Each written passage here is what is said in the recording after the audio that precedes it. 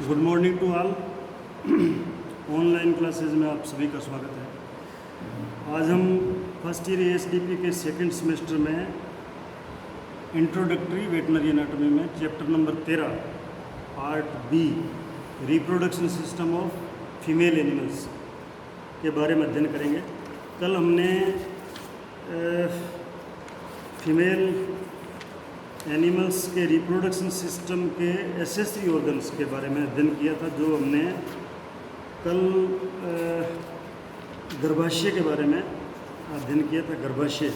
और गर्भाशय के बाद में हमने उनका डिफरेंट एनिमल्स में क्या क्या अलग अलग होता है वो देखा था हमने, कुतिया में, मेयर में। आज हम अध्ययन करेंगे नेक्स्ट ऑर्गन के बारे में, जो है योनि। योनि यानी वेजाइना।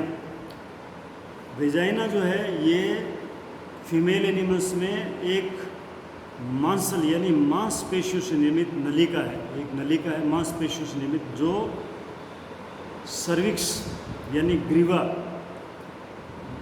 बच्चेदानी का जो मुंह है उसको बोलते हैं सर्विक्स, जिसकी दो ओपनिंग है, एक्सटर्नल और इंटरनल।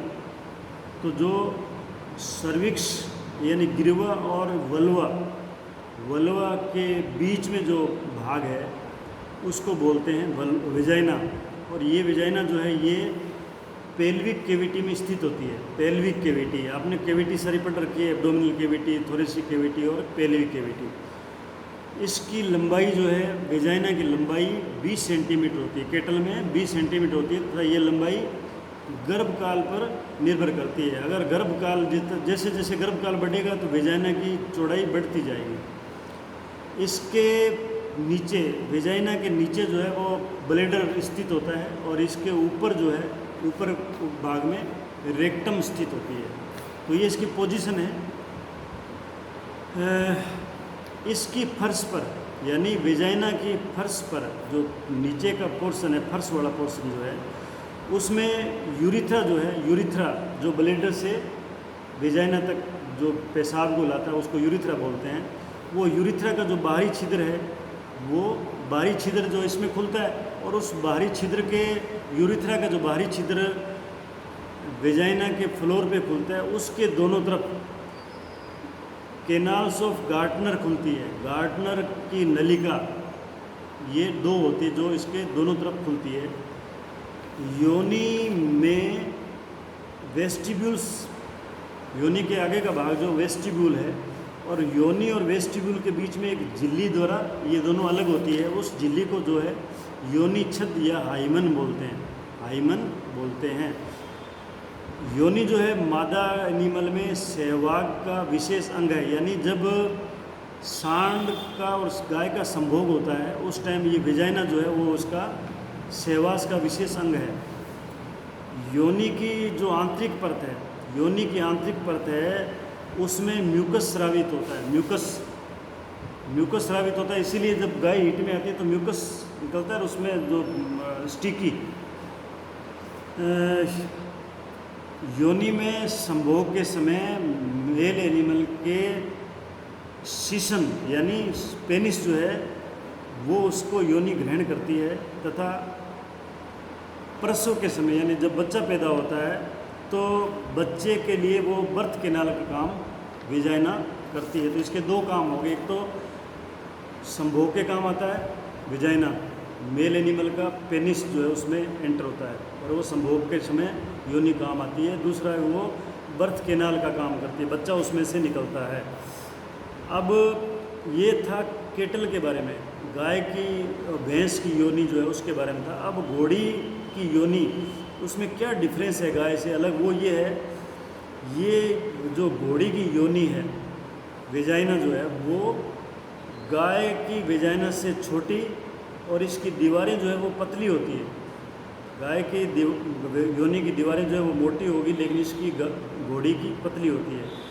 इसकी लंबाई जो है वो 18 सेंटीमीटर होती है घोड़ी में, जबकि गाय में 20 सेंटीमीटर होती है। तो ये आपको याद रखने वाली चीज़ें हैं कि लंबाई कितनी होती है घोड़ी में और गाय में कितनी होती है। उसकी परत जो है अंदर वाली वो दीवार जो है वो पतली होती है, छोटी होती है, या कैसी होती है। कुतिया में जो योनि है वो गाय की अपेक्षा बड़ी होती है, उसकी लंबाई ज़्यादा होती है।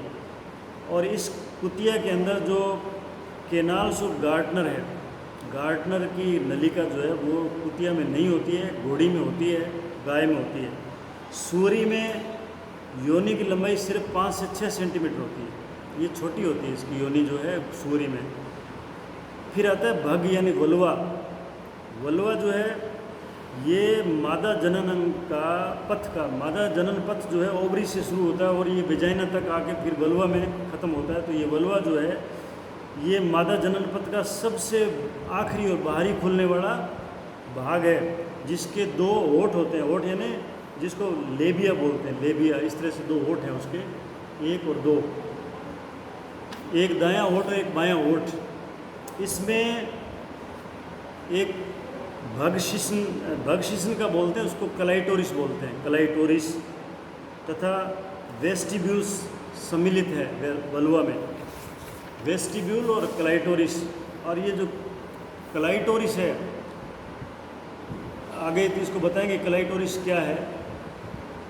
ये जो वलवा है ये गुदा जो है, गुदा जहाँ से गोबर निकलता है उसके बिल्कुल नीचे स्थित होता है, एकदम नीचे होता है। इसके 2 होठ है, वल्वर लिप्स बोलते हैं जिसको, वल्वा के 2 लिप्स हैं, वल्वर लिप्स है।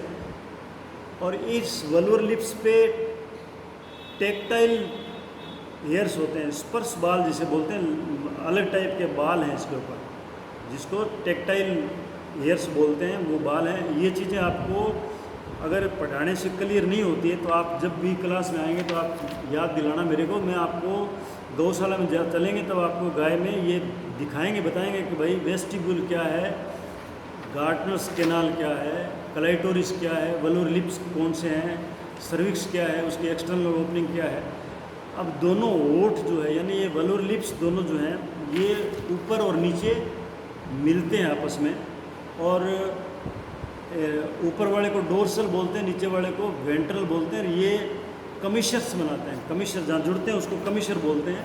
तो एक डोर्सल कमिशर हो गया, एक वेंट्रल कमिशर हो गया।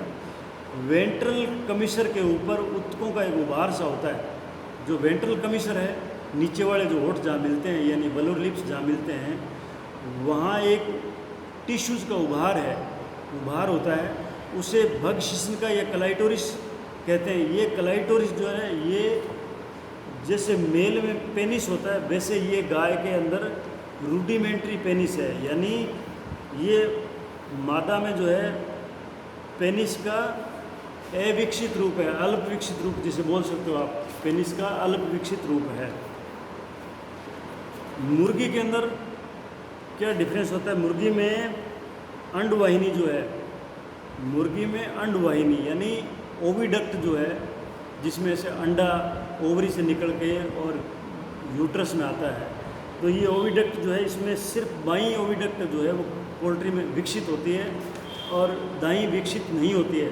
और ये बाईं जो है इसकी लंबाई लगभग 80 सेंटीमीटर के लगभग होती है, 80 सेंटीमीटर के लगभग इसकी लंबाई होती है। इस ओविडक्ट के पोल्ट्री में 5 भाग होते हैं। ओविडक्ट यानी फेलोपियन ट्यूब जिसे बोलते हैं, उसके 5 भाग होते हैं और एक ही ओविडक्ट जो है वो फंक्शनल होती है, जो है बाईं।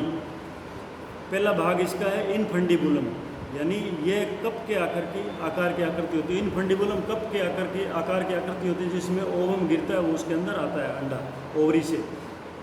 उसके बाद में इनफंडिबुलम के बाद में आता है भाग मैग्नम। मैग्नम में जो है इसके अंदर जब अंडा इनफंडिबुलम में आके इस मैग्नम में आएगा तो वहाँ ठहरता है, तो उसमें एल्ब्यूमिन अंडे में बनाता है, एल्ब्यूमिन अंडे में एल्ब्यूमिन ऐड होता है। इसके बाद में अंडा आता है इस्थमस में, ये अंडे की बाहरी परत बनाता है। यहाँ जब अंडा ठहरता है तो उसमें आउटर शेल जो अंडे की वो बनती है। फिर आता है गर्भाशय, यूट्रस, यहाँ अंडा विश्राम करता है, ठीक है, यहाँ अंडा विश्राम करता है। फिर वो आता है योनि में, इसके एक नली है जिसके माध्यम से अंडा जो है क्लोएका में जाता है। क्लोएका आपने पढ़ा है पहले, क्लोएका क्या होता है? क्लोएका में जाता है तो अंड वाहिनी का ये अंतिम भाग है। क्लोएका जो है उसको बोलते हैं जहाँ से अंडा बाहर निकलता है या जहाँ से बीट करता है पक्षी, उसको बोलते हैं यूरोडियम। तो ये जो अंडवाहिनी यूरोडियम में जाके खुलती है। तो ये जेनेटल ऑर्गन के बारे में, मतलब फीमेल रिप्रोडक्टिव ऑर्गन के बारे में था। अभी आपने एक इसमें चार्ट है, comparative anatomy of the reproductive tract in the adult non pregnant female animals, यानी जो गाय है, भेड़ है, सुअरी है और घोड़ी है, वो जब नॉन प्रेग्नेंट होती है तो उसमें ये जो जेनेटल ऑर्गन है, रिप्रोडक्टिव ट्रैक्ट है, उसका अध्ययन है, कंपेरेटिव अध्ययन है। क्या कहते हैं वो, आप अगर इसको देखोगे तो यूट्राइन ट्यूब जो है, यूट्राइन ट्यूब उसकी लंबाई जो है गाय में 25, नॉन प्रेग्नेंट में 25 ये है लेंथ इन सेंटीमीटर से 25 सेंटीमीटर है। ईयू में मतलब भेड़ के अंदर 15 से 19 सेंटीमीटर, साऊ में 15 से 30 सेंटीमीटर और घोड़ी में 20 से 30 सेंटीमीटर। ये आपको चार्ट याद करने वाला है। फिर यूट्रस का टाइप क्या है, यूट्रस जो है उसका टाइप है, काऊ के अंदर है बाईपार्टाइट, यानी बॉडी है जो दो भागों में डिवाइड होती है, आगे दो हॉर्न है इसलिए बाईपार्टाइट बोलते हैं। ऐसे सूरी इसमें बाईपार्टाइट ही ये भेड़ में होती है, और कॉर्नुएट ये होती है साऊ में, बाकी मेर में बाईपार्टाइट होती है। फिर है हॉर्न जो है दो हॉर्न होते हैं उसके, मतलब दो हॉर्न होते हैं। हॉर्न की लंबाई दे रखी है, अलग अलग एनिमल्स में हॉर्न जो है कितने लंबे होते हैं, जैसे काऊ में 35 से 40 सेंटीमीटर लंबा होता है, ईयू में 10 से 12 सेंटीमीटर, घोड़ी में 15 से 25, ये चार्ट में दिया हुआ है। फिर उसकी बॉडी की लंबाई है।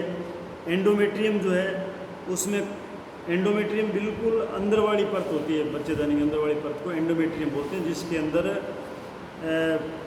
प्लेसेंटा के कोरंकल्स बनते हैं।